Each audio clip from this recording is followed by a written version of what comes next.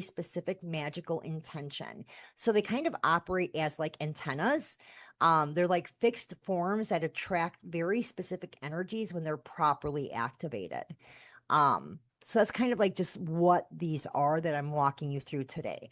So how you're going to use this PowerPoint deck. So each of the 9 Pumbagera faces or queens receives one magic square matched to them in her domain and the spell working I walked you through. Then that square, as I go through them today, is going to be your talisman. You can copy it by hand onto like parchment or red paper during your ritual or before your ritual. Sex magic activates the square. So your life force, kind of raised and directed, is the charge that animates that static form. And then you're going to place that activated square on your altar, or you're going to carry it on your body. Some people, here's an interesting thing I do, you guys. I actually use body crayons, and I'll put it on my chest or wherever it makes sense to put it. And I go to the gym and I work out and I sweat it. So I kind of absorb it, and then it kind of like flows. So it is, you can be very creative here, but you're basically going to want to either alter it, carry it on your body, or seal it in a working vessel as directed in each rite. Okay, I'm going to kind of walk you through the options. And then the square and that queen, that one of those 9 faces, they're going to work together. So she's the intelligence, and the square is going to be kind of like the carrier signal. So I hope that makes sense. But let's walk through it. All right, so we are going to start with Maria Mulambo. It's the Satyr square. So when you're doing that spiritual bath for clarity, beauty, and spiritual connection, this is your add-on. I realize when I turned this PowerPoint into a show, you know how you like turn it into a show, I cut off some wording, and I apologize for that. Boy, if it's not one thing, it's another, you guys. All right, so this particular Satyr square, it's one of the most ancient and powerful word squares in Western magic. It's a palindrome in every direction. So Satyr, that's the sower or the creator. You have Aripo, the plow. You have Tenant, which is the holder matrix, right? And you have Opera, the works. And you have Rotas, the wheels. So it really speaks of cycles, creation, and the wheel of fate returning to its origin. Now, the right. So here's the square that you guys are going to use. Obviously, the deital or spirit association is the Orishas, specifically Oshun. She is the Orisha of rivers, love, fertility, beauty, and the sacred erotic. So her number is 5. Her color is gold, and her offering is honey, just as an FYI. If you're getting this tattoo, you need to leave her an offering. All right, next we have Maria Navala, Queen of the Blade. All right, so they call her Mary of the Razor, this face of Pumbagera. She is the cutting edge of feminine power. So she does not fight with noise. She moves with precision. She is the woman who smiles and severs in the same breath, right? Her sexuality is weaponized, and it's very sovereign. She has been desired and dismissed, and she has learned to use both as blades in her arsenal, right? Her weaponry. So she teaches that silence can disarm, and that the body itself, worn with regal detachment, is a very devastating weapon. Silent treatment, right? It's a weapon.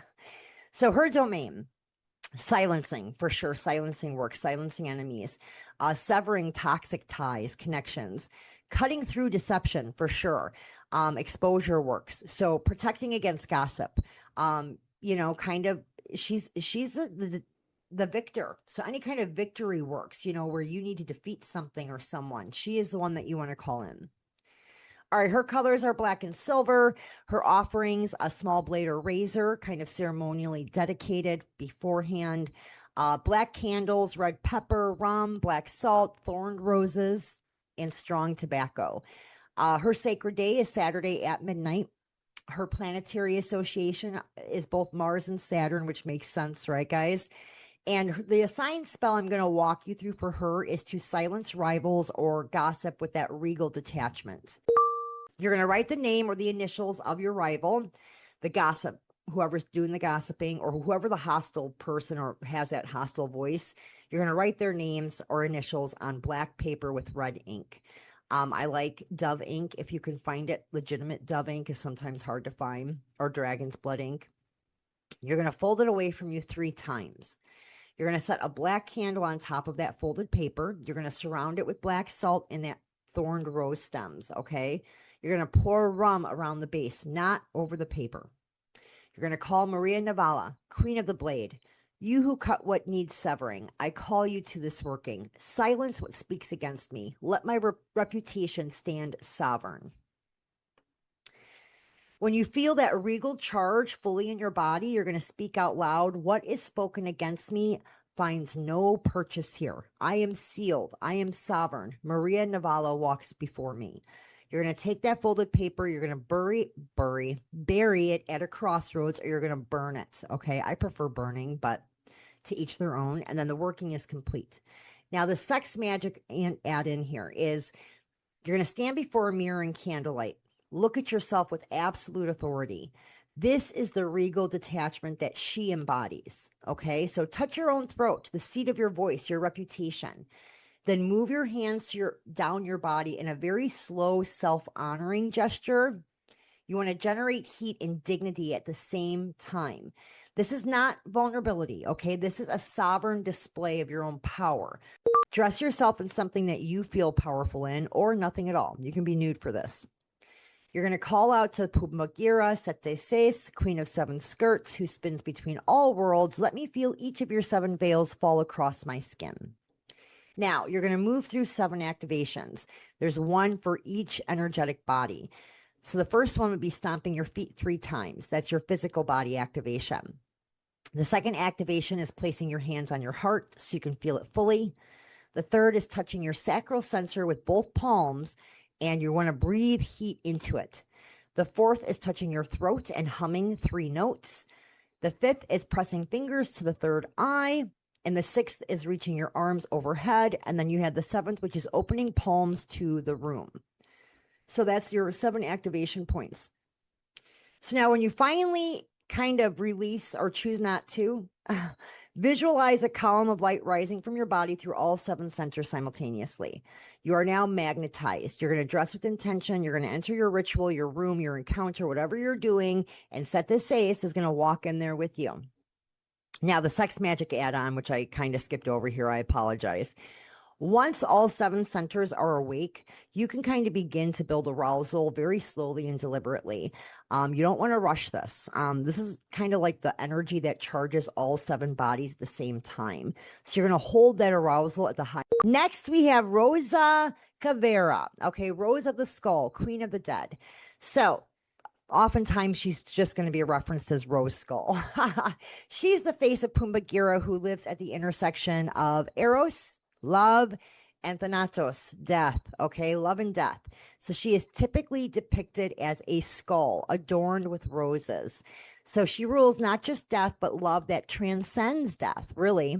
The thread that holds across lifetimes, the vow that outlasts the body. Okay, so she is invoked to draw back a lover who has drifted, to communicate with the departed if need be, or to work love magic with the kind of the deepest and most permanent roots, right, karmically.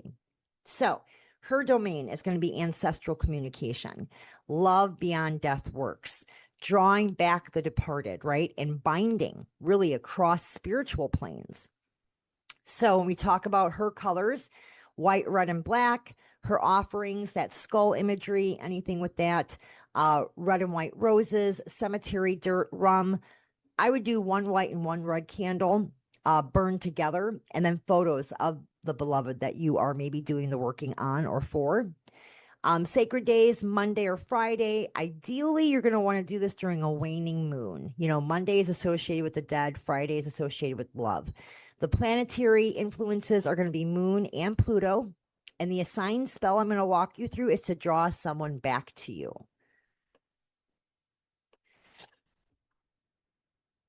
All right, so this is a binding of return right, is what it's referenced as.